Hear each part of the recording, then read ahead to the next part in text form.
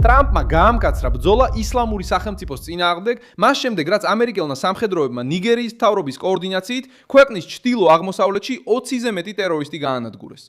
და ამ ორშაბათს 2026 წლის 18 მაისს ოპერაციამ დაარტყა მებრძოლებს, რომლებიც მეტელის რეგიონში, ბორნოში იყვნენ შეკრებილნი. ეს არის ტერიტორია, რომელსაც ტერორისტული დაჯგუფებები იყენებენ გაქცევისთვის, გადაჯგუფებისთვის და ახალი თავდასხმების დაგეგმვისთვის. ტრამპი ანტიტერორისტულ რიტორიკას კონკრეტულ სამხედრო ქმედებებში გარდაქმნის ზეწოლას ახდენს ისლამურ სახელმწიფოზე იქ, სადაც ის ცდილობდა გაძლიერებას და აჩვენებს, რომ თეთრი სახლი ახალ ტრაგედიას არ დაელოდება. მოქმედებისთვის ჯგუფმა სცადა დისტანცია, ტყე, საზღვარი და რეგიონული ქაოსი თავდაცვისთვის გამოეყენებინა, მაგრამ პასუხი დაზვერვით, კოორდინაციითა და საჰაერო ძალებით მივიდა. ხსნის ტერორისტებზე ნადირობის ახალ ეტაპს, რომლებიც ჯერ კიდევ ცდილობენ ამ ქსელის ცოცხლად შენარჩუნებას. ახლავე ყველაფერს გეტყვი, მაგრამ ეხლა გინდა არხზე იყო გამოწერილი, რომ ინფორმირებული დარჩე. ინფორმაცია რეალურ დროში, საუკეთესო ჟურნალისტური ხარისხით, სანდოობის სტანდარტით. მილსონ ალვესი. შეტევა მოხდა კვირას 17 მაისს და მომდევნო დღეს დაადასტურა ამერიკის შეერთებული შტატების აფრიკის სარდლობამ. ოპერაცია ნიგერიის მთავრობასთან ერთად ჩატარდა და მიზნად ისახავდა ისლამური სახელმწიფოს დასავლეთ აფრიკის პროვინციის წევრებს, დაჯგუფებას, რომელიც წლებია ჩადის ტბის რეგიონში მოქმედებს. როიტერსის ინფორმაციით ნიგერიის სამხედროებმა განაცხადეს, რომ მებრძოლები მეტელიოს რაიონში იყვნენ შეკრებილნი და საჰაერო იერიშები სწორედ ამ მოძრაობის დასაშლელად განხორციელდა. მანამდე სანამ ჯგუფი შეძლებდა თავშესაფრის თავდასხმის, გაქცევის ან აღდგენის პუნქტად გადაქცევას, ტრამპმა გადაწყვიტა ეჩვენებინა, რომ ტერორიზმთან ბრძოლა მხოლოდ დიპლომატიურ განცხადებებზე არ შემოიფარგლება. ამერიკის მთავრობა ნიგერიასთან თანამშრომლობის უფრო აგრესიულ ფაზაში შევიდა. იყენებდა დაზვერვას, სამხედრო მხარდაჭერას და საჰაერო ძალას, რათა ლიდერები და მებრძოლები ბრძოლის ველიდან ჩამოეცილებინა. იყენებდა ამერიკული სარდლობის განცხადებით მიზანია ჯგუფის შესაძლებლობების შემცირება, რათა მათ ვერ დაგეგმონ თავდასხმები შეერთებულ შტატებსა და მის პარტნიორებზე. ეს არ ყოფილა იზოლირებული მოქმედება. ეს იყო კიდევ ერთი ნაბიჯი იმ მოვლენათა ჯაჭვში, რომელიც რამდენიმე დღით ადრე დაიწყო აბუ ბილალ ალ-მინუკის ლიკვიდაციით, რომელსაც ვაშინგტონი და აბუჯა ისლამური სახელმწიფოს გლობალურ დონეზე მეორე ყველაზე მნიშვნელოვან ფიგურად მიიჩნევდნენ. ალ-მინუკი მოკლეს შეერთებული შტატებისა და ნიგერიის ერთობლივი ოპერაციის დროს ნიგერიის ჩრდილო-აღმოსავლეთში. ტრამპმა განაცხადა, რომ ამერიკულმა და ნიგერიულმა ძალებმა განახორციელეს რთული მისია, რათა გაანეიტრალებინათ მსოფლიოში ერთ-ერთი ყველაზე აქტიური ტერორისტი. ნიგერიის პრეზიდენტმა ბოლა აჰმედ ტინუბუმაც დაადასტურა ეს ქმედება და ოპერაცია ეფექტური თანამშრომლობის მაგალითად დაასახელა ტერორიზმთან ბრძოლაში. ეს მნიშვნელოვანი დეტალია. არა იმიტომ, რომ ეს აჩვენებს, რომ კვირას განხორციელებული თავდასხმა არაფრიდან არ დაწყებულა. ის მოხდა მას შემდეგ, რაც ჯგუფის ხელმძღვანელობაზე უფრო ძლიერი დარტყმა განხორციელდა. ახლა კი მიზანში ყავს მებრძოლები, რომლებიც ცდილობენ ადგილზე გააგრძელონ სტრუქტურის შენარჩუნება. ოპერაციამ ალ-მინუკის წინააღმდეგ დაარტყა კომპლექსს. ჩადის ტბის აუზში და ასევე მოკლა მისი რამდენიმე ახლო მოკავშირე. ტინუბუს გავრცელებული ინფორმაციით. როიტერსმა დააფიქსირა, რომ ოპერაცია დაიწყო დაახლოებით ღამის 12 საათსა და 12:01-ზე და დასრულდა დილის 4 საათისთვის, 4:30-ზე მსხვერპლის ან აღჭურვილობის დაკარგვის გარეშე, ნიგერიის არმიის ინფორმაციით. ის, რასაც ტერორისტები აკეთებდნენ, იყო გადარჩენის მცდელობა ზონაში, რომელიც წლებია ძალადობის, გაქცევისა და რეკრუტირების კორიდორად გამოიყენება.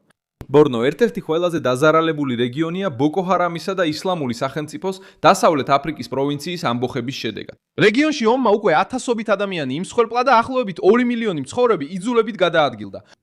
ჯგუფი იყენებს რთულ რელიეფს, ახლო საზღვრებსა და იზოლირებულ თემებს, რათა სახელმწიფოს მოქმედება გაართულოს.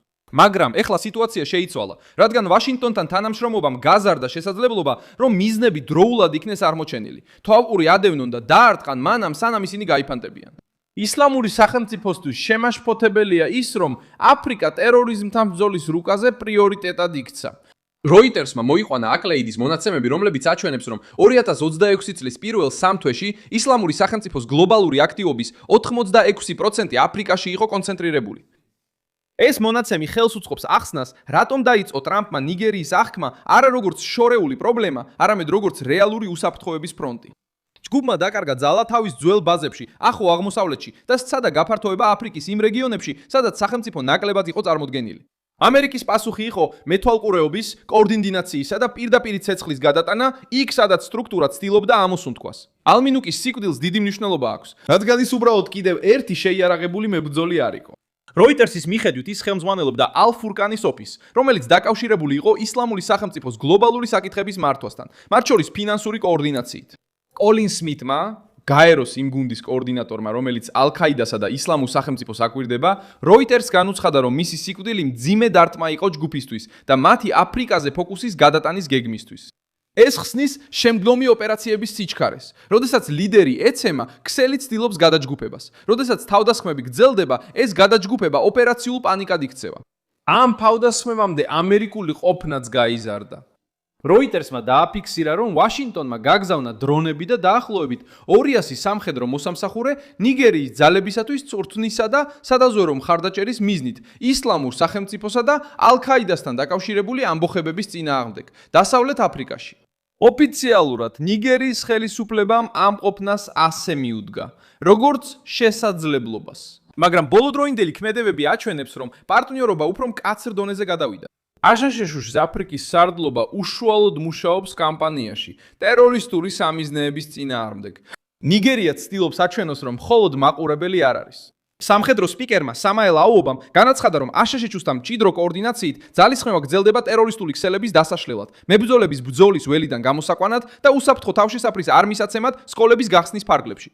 Seguro dentro do território nigeriano. ეს ფრაზა ასახავს მომავალ გზას, მეტი დაზვერვა, მეტი ზეწოლა გაქცევის მარშრუტებზე და მეტი შეტევა იმ წერტილებზე, სადაც ისლამური სახელმწიფო ცდილობს ადამიანების იარაღისა და ხელმძღვანელობის თავმოყრას. ტრამპი აძლიერებს ალყას, რადგან დაპირებას ხიულ ოპერაცია დაქცევს.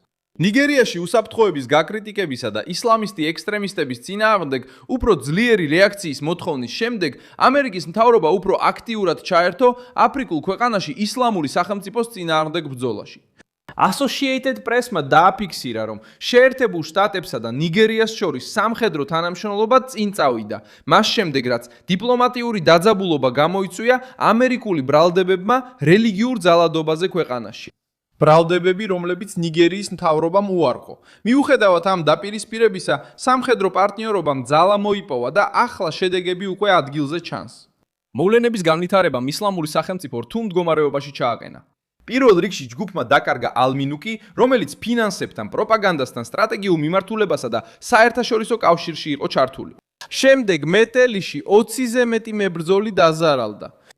შემდეგ შეერთებული შტატების აფრიკის სარდლობამ განაცხადა, რომ შეფასებები კვლავ მიმდინარეობს, რაც ახალ დადასტურებებს, ახალ სამიზნეებსა და შესაძლო ახალ ოპერაციებს აძლევს გზას. ვინც შეეცდება ტერორისტული ქსელის აღდგენას ნიგერიის ჩრდილოეთში, შეიძლება შემდეგი სამიზნე გახდეს. მე ვარ მილსონ ალოესი, საერთაშორისო ურთიერთობების სპეციალისტი და ჩემი მიზანია ყოველდღე მოგაწოდოს სანდო ინფორმაცია. ახალი ამბების მულები ვიდეოს აღწერაშია. გაუტოვე ლაიქი ამ ვიდეოს, გამოიწერე არხი და ბოლოს გადახედე კომენტარებს, რომ კიდევ უფრო მეტად ჩაერთო მილსონ ალოესის საზოგადოებაში.